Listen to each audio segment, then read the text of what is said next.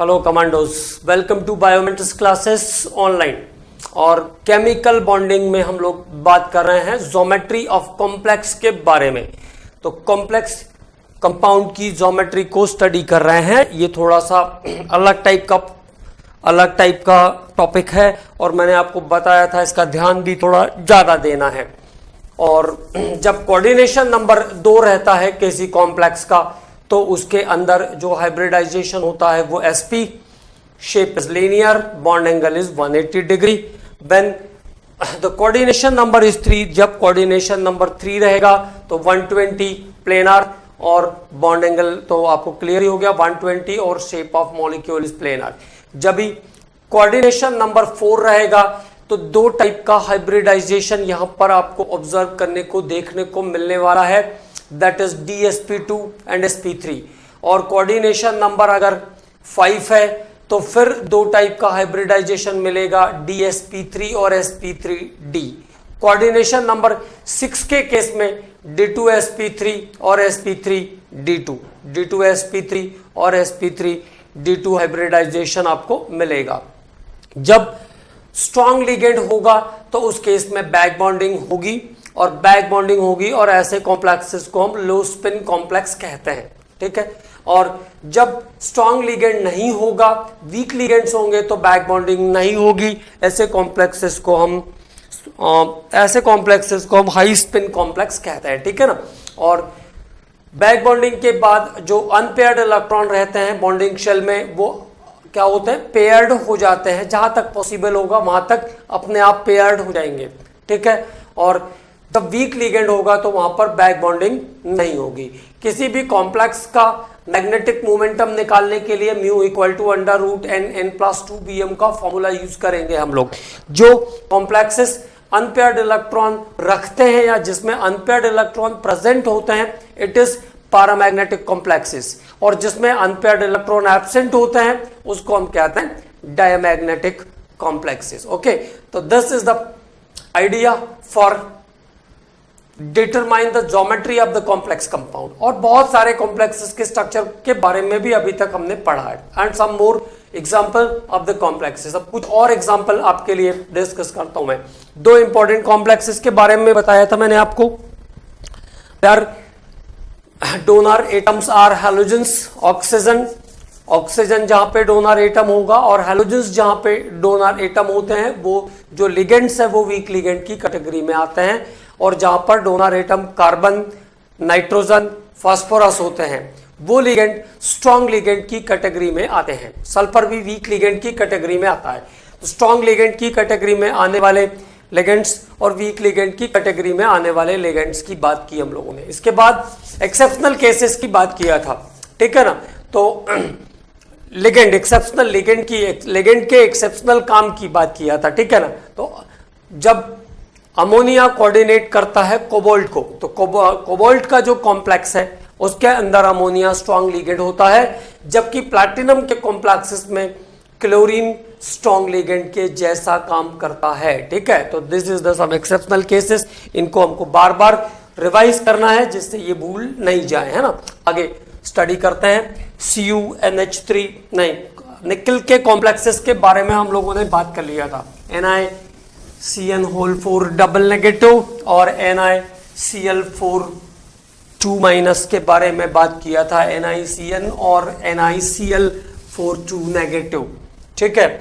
और NiCN4 double negative उसमें से DsP2 हाइब्रिडाइज्ड था और NiCl4 2 negative is the sp3 hybridised molecule. अब हम लोग बात करेंगे इसके बाद NiCO4 के बारे में, निकल टेट्राकार्बोनिल। थोड़ा ध्यान लगाएंगे इस कॉम्प्लेक्स पे, थोड़ा सा यहाँ पे एक अलग से चीज पढ़ने को मिलेगी आपको। NiCO4 निकल टेट्राकार्बोनिल। Ni is the central atom, atomic number 28 of nickel, 4s2 3d8. 4s2 3d8 is the configuration of nickel. NiCO4 carbonyl is the neutral ligand. Carbonyl यहाँ पे न्यूट्रल लिगेंड है। Neutral ligand means it's charge number is 0, its oxidation number is 0। Neutral ligand कहने का मतलब है उसका oxidation number कितना है, 0 है। तो 4 को 0 से मल्टीप्लाई करोगे तो कितना आ जाएगा, 0 आ जाएगा। तो चार्ज ऑफ निकल इज हियर 0, निकल का चार्ज नंबर यहां पर कितना है, 0 ही रहेगा। ऑक्सीडेशन नंबर ऑफ निकल इज 0। नाउ ओके, अब आगे बात करते हैं। तो जब भी हमें निकल पर आगे काम करना है, 4s2 3d8, okay, 4s2 3d8, 1 2 3 4, 1 2 3 4 5 6 7 8, and you know that carbonyl is the strong ligand। हमको ये बात पता है कि कार्बोनाइल कैसा है, स्ट्रॉन्ग लिगेंड है। Carbonyl is the strong ligand. Carbonyl कैसा है, स्ट्रॉन्ग लिगेंड है। स्ट्रॉन्ग लिगेंड है, it means what happens, it cause the back bonding, ये बैक बॉन्डिंग करेगा। And here in case of निकल the electrons are present in lower energy level, 4s is the lower energy level and electron is present in the 4s orbital। so the first during back bonding the electron is shifted from lower energy level, पहले electron lower energy level से shift होगा। First of electron is shifted from lower energy level, okay. तो now the two, पहले 8 electron तो इसके पास खुद के थे, 1 2 3 4 5 6 7 and 8, and now the 2 electrons are comes from the s orbital, and the what is the new situation, 4s is 0 now, 3d is packed और 4 is 0 and we need 4p। 4 carbonyl को हमको share करवाना है, 4 carbonyl को share करना है तो 4p भी चाहिए मुझे, okay. And now there is entry of carbonyl as a ligand. तो in case of nickel tetracarbonyl, in case of nickel tetracarbonyl the electron present in s orbital is shifted for the back bonding। ये बात ध्यान रखेंगे कि अगर lower level में electron बचा है तो पहले वो बैक बॉन्डिंग में इन्वॉल्व होगा, okay. Now the 4 carbonyl is there and the hybridization of the molecule is sp3। hybridization of the molecule is sp3 tetrahedral, okay. sp3 tetrahedral. अब 1-2 साल पहले एक ऐसा क्वेश्चन आया, NiCN whole 4 double negative, NiCN whole 4 double negative is square planar where NiCO whole 4 is tetrahedral, NiCO whole 4 is tetrahedral. तो answer निकल आएगा, can solve. तो now NiCN whole 4 double negative is DsP2 hybridized molecule। NiCN whole 4 double negative is DsP2 hybridized molecule। DsP2 hybridized molecule है, इसलिए वो कैसा होगा, it is square planar, क्योंकि DsP2 का कैरेक्टर है स्क्वायर प्लेनर और 90। where NiCO whole 4 is tetrahedral, NiCO whole 4 is tetrahedral because it is sp3 hybridized molecule। ये sp3 hybridized है इसलिए कैसा होगा, टेट्राहेड्रल होगा। तो ऐसे क्वेश्चंस भी आते हैं, तो इसको ध्यान में रखना है। स्टेटमेंट्स आते हैं ना, which is correct statement for this, assertion reasoning के क्वेश्चंस, तो लाइक दिस। तो ये सब चीजें भी आपको बीच बीच से ध्यान रखना है, ठीक है ना। अब बात करते हैं अगले टॉपिक पर, अगले कॉम्प्लेक्स पर। तो NiCO होल 4 भी सॉल्व कर लिया हमने, NiCN होल 4 डबल नेगेटिव भी सॉल्व कर लिया। नेक्स्ट अब 2 और इंपॉर्टेंट एग्जांपल्स लेता हूं आपके लिए, दैट इज CuCl4 2-। फिर से इन दोनों कॉम्प्लेक्सेस को आपको बहुत ध्यान से समझना है। CuCl4 2-, CuCl4 2-। here copper is the central, okay।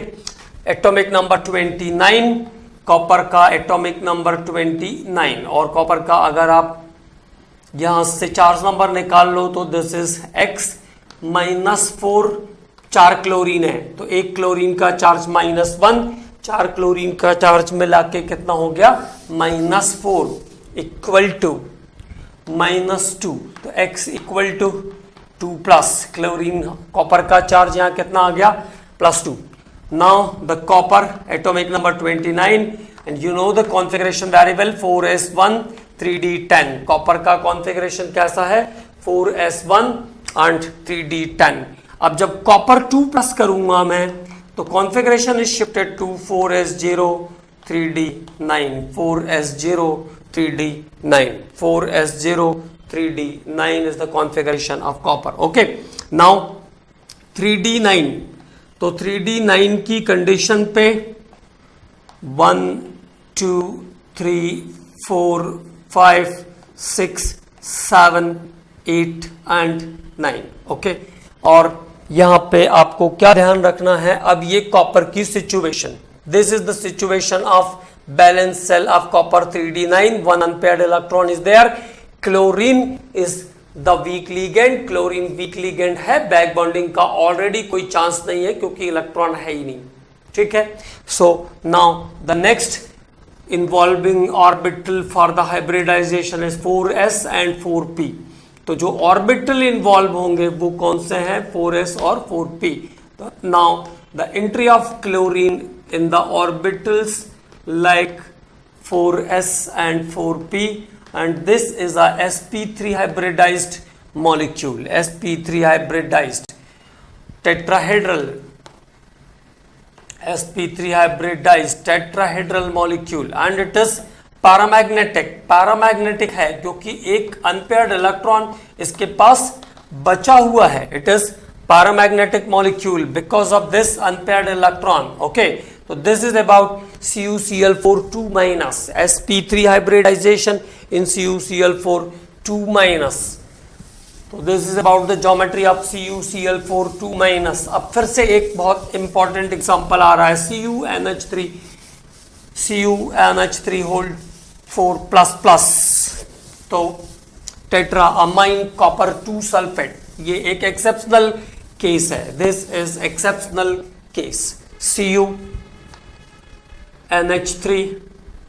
CuNH3 whole 4 2 plus, CuNH3 whole 4 2 plus, CuNH3 whole 4 2 plus is the exceptional case, है ना, एक्सेप्शनल केस है, इसका ध्यान रखना है, अलग से ध्यान रखना पड़ेगा इसका।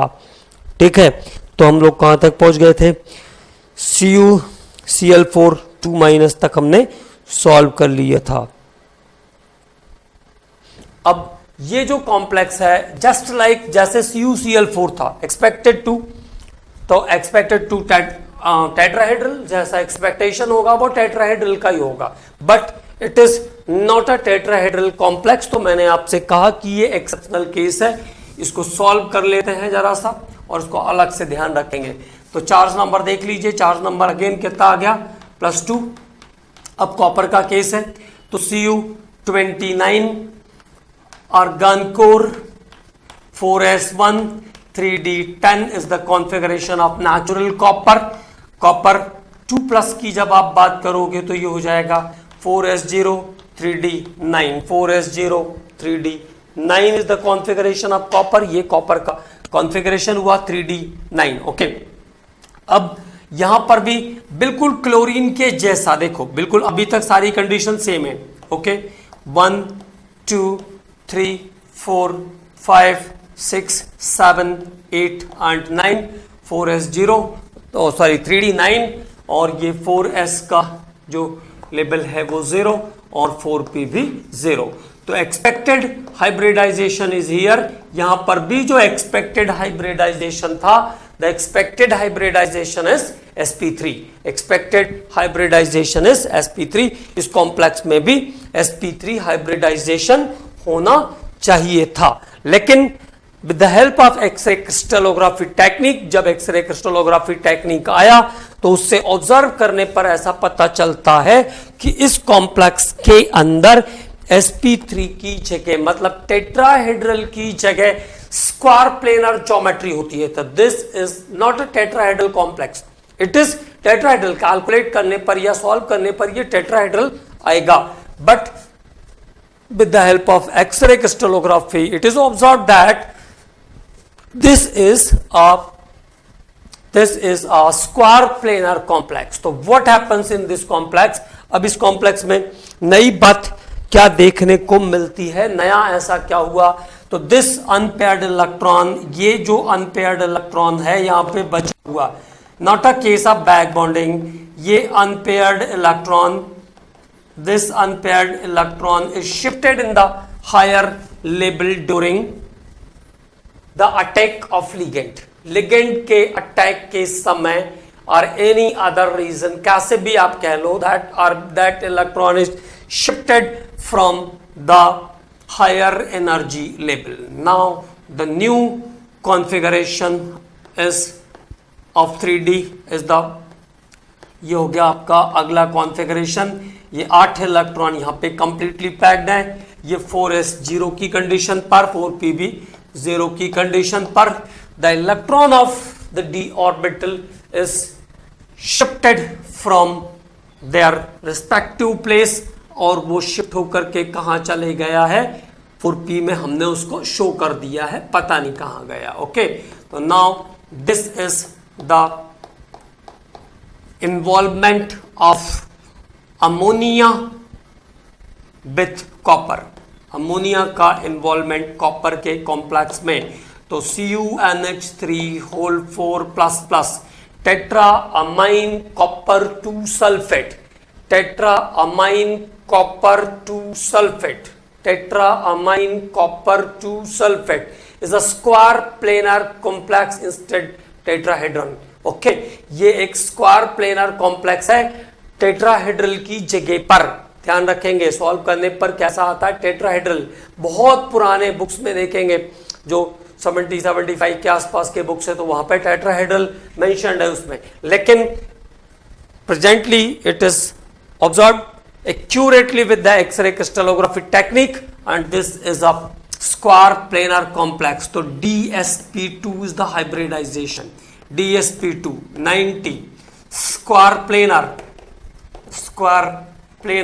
okay, 90 square planar, DsP2 90 square planar, और paramagnetic because the unpaired electron is remains in the crystal. okay, paramagnetic, तो पैरामैग्नेटिक नेचर का भी होगा ये, तो दिस इज एक्सेप्शनल केस, ये एक एक्सेप्शनल केस है, इसको ध्यान रखेंगे, ठीक है।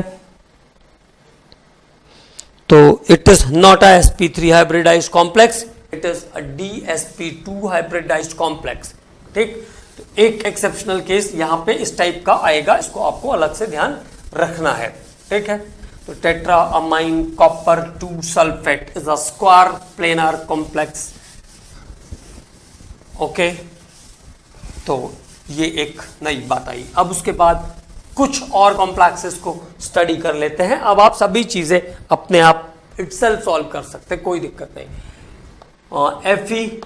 FeCO5 आयरन पेंटाकार्बोनिल, जैसे हमने निकल टेट्राकार्बोनिल को किया था वैसे ही आयरन पेंटाकार्बोनिल। तो कभी अगर क्वेश्चन आया which type of hybridisation involve in iron pentacarbonyl, तो आपको अभी तक क्या जस्टिफाई हो रहा है, there is coordination number is 5, coordination number 5 है, इसका मतलब मे बी DsP3 और sp3d इन दोनों में से एक हो सकता है। अब हम इसको चेक कर लेते हैं। तो carbonyl is the neutral ligand, carbonyl neutral ligand है, इट्स चार्ज नंबर इज 0, तो charge of iron is also 0। तो आयरन यहां पे कितना हो जाएगा, atomic number 26, 4s2 3d6 is the configuration of iron, और जब भी 4s2 3d6 तो एज इट इज रहेगा 4s2 3d6। बट ध्यान क्या रखना है, carbonyl is the strong ligand, carbonyl strong ligand है, न्यूट्रल तो है लेकिन उसके साथ साथ स्ट्रॉन्ग लीगेंड भी है। तो there is case of back bonding, तो बैक बॉन्डिंग पहले lower level, this is the there is the back bonding, तो ये पहले 2 लोअर लेवल से शिफ्ट हुए और एक यहां से इधर शिफ्ट होगा। तो now this d orbital involve in 3d level 1 2 3 4, तो व्हाट हैपेंस 1 2 1 2 1 2, तो 4 तो पूरे पैक है, there is 1 empty d, 4s is empty, 4p भी ऑल्सो, 4p भी हम कैरी आउट कर लेंगे, 4s और 4p। Now the electron pair is here in start from 3D level. Electron pair की एंट्री कहां से स्टार्ट होगी? 3D लेवल से स्टार्ट होगी। वी हैव 5 कार्बोनाइल ग्रुप, हमारे पास कुल 5 कार्बोनाइल हैं। The hybridisation is clear now.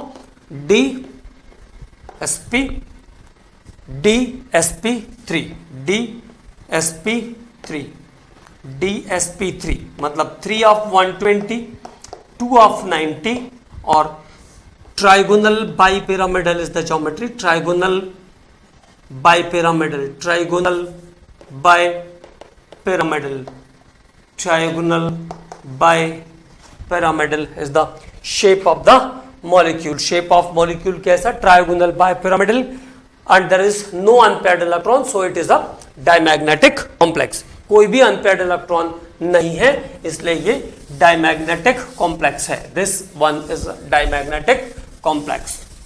This is a diamagnetic complex. Okay, now next, this is about FeCO whole 5. अब दो और कॉम्प्लेक्सेस के एग्जांपल देखते हैं. CONH3 होल 6 पहले देख लेते हैं. CONH3 whole 6. अब यहाँ पे आप ऐसा Cl3 भी ले सकते हो और +3 भी चार्ज यूज कर सकते हो, कोई फर्क नहीं पड़ता ना. यहाँ पे 3+ चार्ज भी ले सकते थे, ठीक है ना. तो CONH3 होल 6 3+. अब आपको क्या ध्यान रखना है यहाँ पे? In complex of cobalt, in complex of cobalt, in complex of cobalt, ammonia coordinate, ammonia coordinate as a strong ligand. Ammonia coordinate as a strong ligand. Ammonia coordinate as a strong ligand. Cobalt के complex में ammonia strong ligand के जैसा coordinate करता है, मतलब ammonia strong ligand के जैसा काम करता है. In other complexes it is weak ligand, जबकि अन्य सभी संकुल में यह दुर्बल लिगेंड होता है ना. अदर सभी कॉम्प्लेक्सेस के अंदर ये वीक लिगेंड है. तो this is one of the important condition here. Now cobalt atomic number, तो चार्ज कितना आ गया? 3+. Ammonia is X plus 6 into 0 because ammonia is neutral ligand, equal to this is X. 3 chlorine is there, -3 equal to 0, so X equal to +3. Okay, now cobalt 3+. तो cobalt का configuration 4s2 3d7. It is regular cobalt या normal cobalt. अभी हमको कहां पे जाना है? Cobalt 3+. तो cobalt 3+. Now 4s0 3d6. 4s0 3d6 is the configuration of cobalt. 4s0 3d6.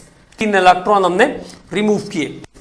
And now what is the new condition? तो 4s तो 0 है और 3d के साथ कितने इलेक्ट्रॉन है? 6 electrons are there in 3d.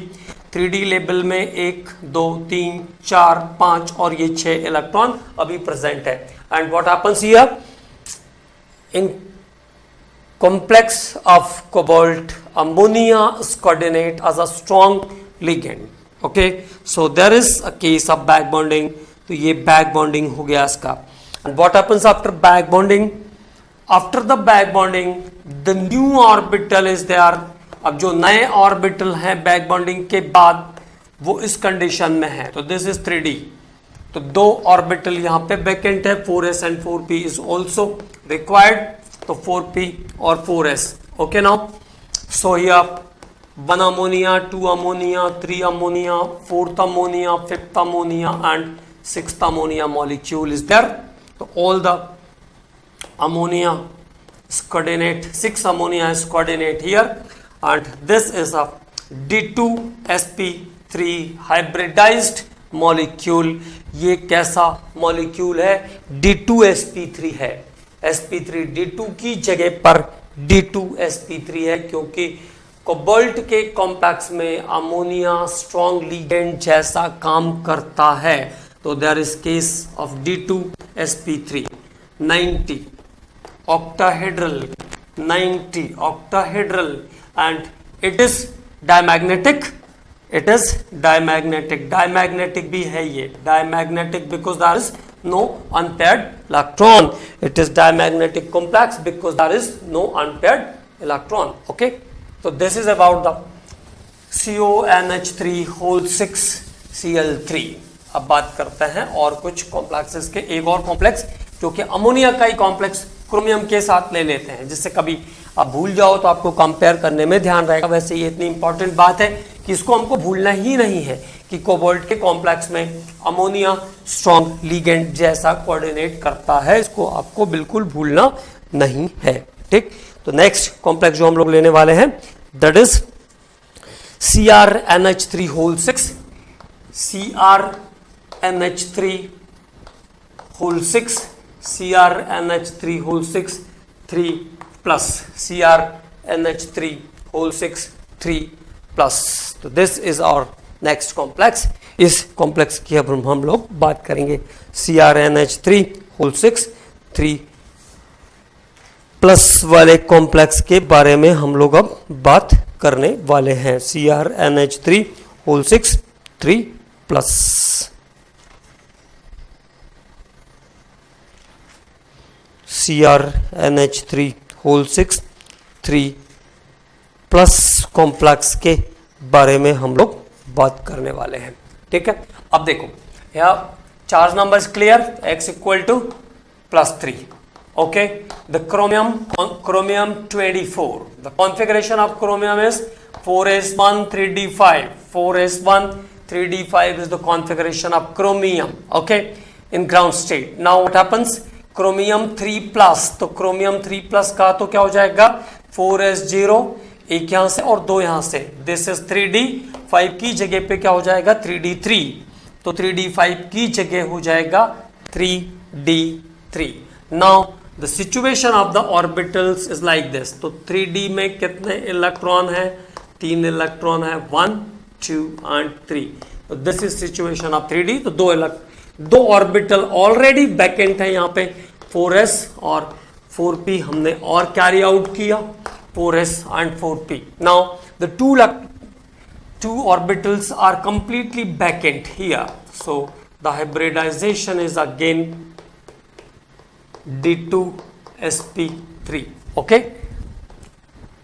Ammonia copper के केस में बैक बॉन्डिंग का केस नहीं है यहाँ पे, ध्यान रखेंगे, but there is D2sp3 hybridization because the orbitals are vacant in case of 3D। तो D2sp3 90 ऑक्टाहेड्रल, ये कॉमन बात हो गई इसकी, 90 octahedral D2sp3 90 octahedral, paramagnetic.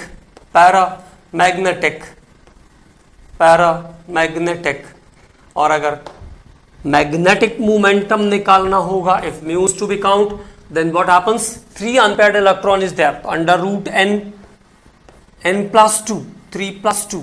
Okay, तो 3 plus 2 is 5, 5 into 3 15, root of 15 है ना, 4.9 समथिंग इज द आंसर, 4.9 के आसपास का आंसर आ जाएगा। ओके, तो now this is the geometry of complex, this is the geometry of complex. Okay commandos, and now it is all about the geometry, normal VSEPR, by using VSEPR, normal geometry, VSEPR use करने के बाद की geometry and the geometry of the complex compound. तो ये पूरा अब आपका hybridisation वाला पोर्शन कंप्लीट होता है। ठीक है, तो दिस इज अबाउट हाइब्रिडाइजेशन। अब हमने बात किया आपसे हाइब्रिडाइजेशन के बारे में, it is about hybridization and geometry of the molecules. कुछ एग्जांपल्स आपको भी अभी सॉल्व करने पड़ेंगे, अभी एग्जांपल्स होंगे, बट जहां भी जो भी एक्सेप्शंस है वो सब भी बता दिए मैंने, and I am also taking so many example for you. मैंने आपके लिए बहुत सारे एग्जाम्पल सॉल्व किए ताकि आपको कोई कंफ्यूजन क्रिएट ही ना हो कहीं पर, है ना। और अब बात करेंगे हम लोग, अब मतलब आगे बढ़ेंगे बॉन्ड ऑर्डर की तरफ। तो बॉन्ड ऑर्डर से पहले मैंने आपको बताया था कि मैं आपसे बात करूंगा मॉलिक्यूलर ऑर्बिटल थ्योरी के बारे में। This is molecular orbital theory. तो अगला जो टॉपिक है हमारा वो है मॉलिक्यूलर ऑर्बिटल थ्योरी, MOT, जिससे रिलेटेड प्रोसेस हमने पूरा पढ़ लिया, हाइब्रिडाइजेशन हमको पूरा पता है अभी, है ना। तो hybridisation is relates with the molecular orbital theory. तो आपको ऐसा लग रहा होगा कि ऐसा उल्टा क्यों किया, क्योंकि जो बॉन्ड ऑर्डर वाला एप्लीकेशन है उसमें इसकी जरूरत पड़ेगी, जबकि हाइब्रिडाइजेशन में इसकी कोई बहुत खास जरूरत पड़ी ही नहीं थी, ठीक है ना। तो अब molecular orbital theory, MOT, and this theory was given by Hund and Mulliken. This theory was given by Hund and Mulliken. Hund और मुलिकेन नाम के दो साइंटिस्ट ने मिलकर इस कॉन्सेप्ट को दिया। This theory was given by Hund and Mulliken. तो molecular orbital theory was given by Hund and Mulliken. Hund और मुलिकेन ने दिया इस कॉन्सेप्ट को। अब क्या क्या बातें इस कॉन्सेप्ट ने बताया उसके बारे में वन बाय वन हम लोग बात कर लेते हैं, और mostly the things are well known. अब चीज़ें आपको पता, ऐसा लगेगा कि सब कुछ पता था पहले से ही, कोई प्रॉब्लम नहीं। तो molecular orbital theory was given by Hund and Mulliken. According to this theory, according to this theory, इस सिद्धांत के अनुसार, according to this theory, number 1, 2 और more than 2 or more than 2 orbitals of equal or nearly equal energy, 2 or more than 2 orbitals of equal, 2 or more than 2 orbitals of equal or nearly equal energy, nearly equal energy are intermix to form new orbitals, intermix to form new orbitals, 2 or more than 2, 2 अथवा 2 से अधिक समान अथवा लगभग समान ऊर्जा के orbital आपस में ऊर्जाओं का परिवर्तन करके, intermix to form new orbitals, ऊर्जाओं का परिवर्तन करके नए ऑर्बिटल का निर्माण करते हैं, और intermix to form new orbitals is called hybrid orbital, called hybrid orbital, hybrid orbital, hybrid orbital. इसको कहते हैं हम संकर orbital, hybrid orbital. And this phenomenon is hybridization, this phenomenon is called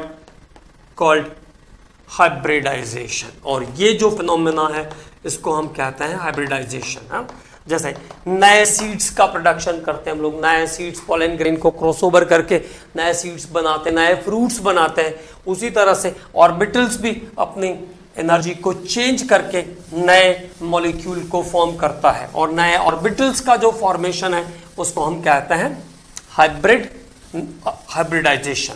जो नए ऑर्बिटल बने it is called hybrid orbital, and the phenomenon of formation of new orbital, और नए ऑर्बिटलों के बनने की इस क्रिया को हाइब्रिडाइजेशन या संकरण कहते हैं। तो ये बात हमें पहले से पता थी। Number 2, second point, the number of new orbitals form, the number of new orbitals, the number of new orbitals form is called molecular orbital, molecular orbital। जो नए ऑर्बिटल बनेंगे, the number of new orbitals form is called molecular orbital। बनने वाले नए orbital, hybrid orbital जो है उनको molecular orbital भी कहते हैं। The number of new orbital forms called molecular orbital. It is equal to number of atomic orbitals, number of atomic orbitals number of atomic orbitals takes part in hybridization. Number of atomic orbitals takes part in hybridization. Number of atomic orbitals takes part in hybridization.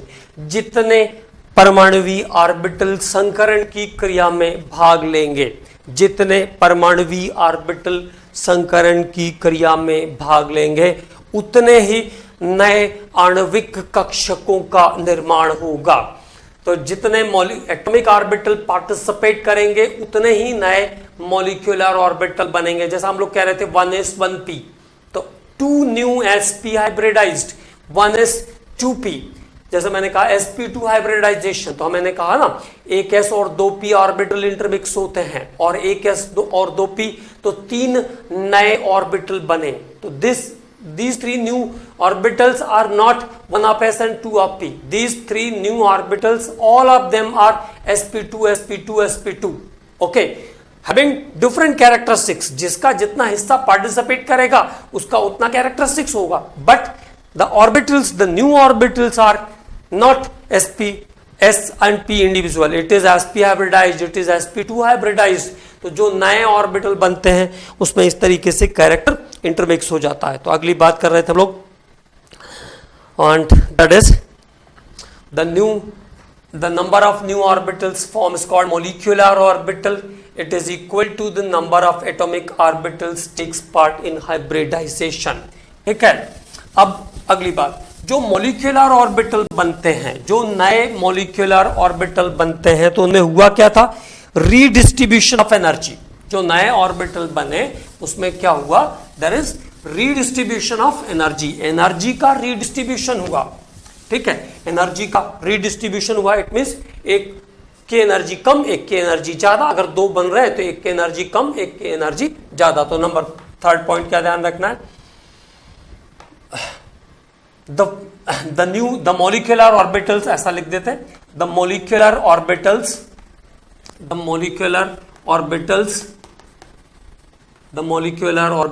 form are of two types। जो molecular orbital बनते हैं, नए orbital जो बन रहे हैं, वो 2 प्रकार के हैं। It is are of 2 types। The molecular orbital forms, it is are of 2 types। Number 1, bonding molecular orbital, bonding molecular orbital, bonding molecular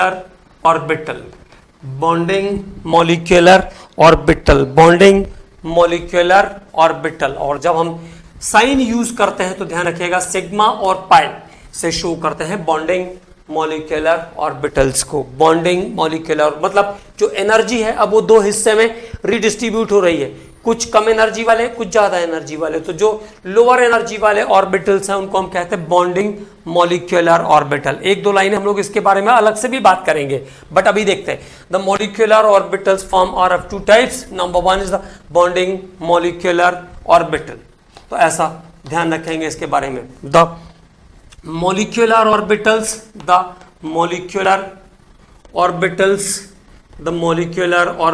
of lower energy, the molecular orbitals of lower energy, redistribution of energy में जिसकी energy कम होगी, जो कम energy वाले orbital बनेंगे उसको हम क्या कहेंगे, बॉन्डिंग मॉलिक्यूलर ऑर्बिटल। और दूसरा जो टाइप है इसका, this is anti bonding molecular orbital. Anti bonding molecular orbital, anti-bonding molecular orbital is denoted by sigma strix and pi strix। okay, तो इसको ऐसे लिखते हैं, sigma strix and pi strix। 2 orbital बने थे, मान लीजिए 2 कंबाइंड हुए तो 2 नए बनेंगे, 2 combined 2 new form। okay, one of them is the lower energy, this is called bonding molecular orbital, it means the orbital of lower energy। okay, orbital of lower energy। and another one is orbital of higher energy, this is called anti bonding molecular orbital। तो orbital of higher energy, this is confirmed that this is molecular orbital। तो molecular orbital of higher energy, यहां तक clear अब बात। तो जो molecular orbital बनते हैं वो दो टाइप के होते हैं, बॉन्डिंग मॉलिक्यूलर ऑर्बिटल और anti bonding. What is the difference between bonding and anti bonding? जो लोअर एनर्जी के ऑर्बिटल होंगे this is known as bonding molecular orbital, और जो हायर एनर्जी के ऑर्बिटल होंगे उसमें उसको हम क्या कहेंगे? Anti bonding molecular orbital. ठीक है, तो क्लियर? तो this is the next point of MOT, है ना। तो दो टाइप के ऑर्बिटल बनेंगे, एक बॉन्डिंग, दूसरा एंटी बॉन्डिंग। जिसकी एनर्जी कम होगी वो बॉन्डिंग, और जिसकी एनर्जी ज्यादा होगी वो एंटी बॉन्डिंग। ठीक है, अब अगली बात, नेक्स्ट पॉइंट। तो two type of molecular orbitals are form, that is bonding and anti bonding. The shape of molecule, the shape of molecule, next point जो भी आपका फोर्थ फिफ्थ जो भी पॉइंट हो, the shape of molecule, shape of molecule is depends on shape of molecule is depends on atomic orbital of all the atoms, atomic orbital of all the atoms takes part in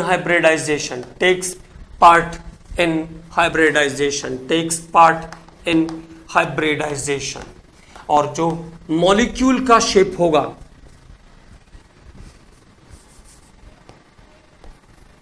वो participate करने वाले atomic orbital के shape के ऊपर depend करेगा। The shape of molecule is depends on atomic orbital of all the atoms takes part in hybridization. देखो जैसे हमने कहा था बोरॉन इज द सेंट्रल, तो बोरॉन का जो शेप आया वो ऐसा था। When it combines with 3 fluorine, तो फ्लोरीन के p ऑर्बिटल का कॉम्बिनेशन हुआ, and during the combination of 3 fluorides it gain a trigonal shape. तो उसने कैसा शेप गेन कर लिया था? एक ट्राइगोनल शेप गेन कर लिया था। तो जो शेप ऑफ मॉलिक्यूल है it depends on the participants, जो एटॉमिक ऑर्बिटल पार्टिसिपेट कर रहे हैं उसके ऊपर शेप ऑफ मॉलिक्यूल डिपेंड करता है। तो this is the new point of molecular orbital theory. तो shape of molecule is depends on shape of all the atomic orbitals takes part in hybridization. अगला point, next point the number 5। आप एक बार check कर लीजिएगा, जो भी होगा point उससे कोई फर्क नहीं पड़ता। ठीक है, next, in molecular orbitals, in molecular orbitals, in molecular orbitals, the filling of electron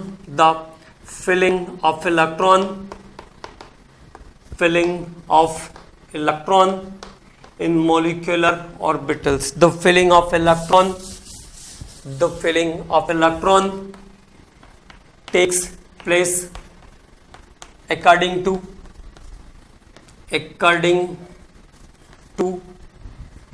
Aufbau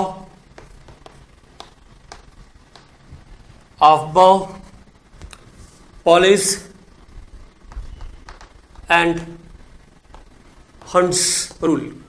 okay, it means जो 3 रूल्स एटम के ऑर्बिटल में इलेक्ट्रॉन को फिल करने के लिए हमें लगे थे, वही के वही 3 रूल हमें मॉलिक्यूल में भी इलेक्ट्रॉन को फिल करने के लिए लगेंगे। इसके बारे में हम बात करेंगे, आगे आएगा इसका सीक्वेंस, तो टेंशन नहीं लेना है। What happens in molecular orbitals, the filling of electrons takes place according to above Hund's and Pauli's exclusion principle। Okay, in molecular orbital the filling of electron is depends on Abba's, Pauli's and Hund's principle। तो वो वही के वही same 3 rule यहां पर भी applicable हैं जो मॉलिक्यूलर और जो एटॉमिक ऑर्बिटल में एप्लीकेबल थे, as same as the 3 rules are there. अब हम बात करेंगे अगले रूल के बारे में, अगले पॉइंट पर। और जो इलेक्ट्रॉन मॉलिक्यूलर ऑर्बिटल में होंगे, the electrons present in the molecular orbital next, the electrons present in molecular orbitals, और जो इलेक्ट्रॉन मोलिकुलर ऑर्बिटल पर हैं उनमें सभी एटम के nuclei, then it is hold by the nuclei of all the participants, सभी एटम के nuclei, वो सभी नाभिक जिनके एटम ने इलेक्ट्रॉन दिया है उनका सबका बराबर कंट्रोल होगा। जैसे 33% एस का, 67% पी का, तो बराबर बराबर जितने न्यूक्लियाई थे उस तरीके से सब मिलकर के उसको कंट्रोल करेंगे। तो the electron present in the molecular orbitals are hold by nuclei of all the atoms takes part in hybridization, ठीक है। तो सभी एटम के न्यूक्लियाई जिन्होंने हाइब्रिडाइजेशन में पार्टिसिपेट किया है वो सब मिलकर के मॉलिक्यूलर ऑर्बिटल में प्रेजेंट इलेक्ट्रॉन्स को कंट्रोल करते हैं, मतलब उनके सबका बराबर बराबर कंट्रोल होता है। ऐसा नहीं कि कोई अपनी तरफ उसको डिस्प्लेस करके शिफ्ट कर पाएगा, ठीक है। तो this is about the molecular orbital theory. The normally points are related with hybridization. एक दो पॉइंट नया है कि मॉलिक्यूलर ऑर्बिटल जो बनते हैं वो दो टाइप के होते हैं, that is bonding and anti bonding. The orbitals of lower energy is called bonding and the orbitals of higher energy is called anti bonding. एक ये बहुत इंपॉर्टेंट बात है, ठीक है।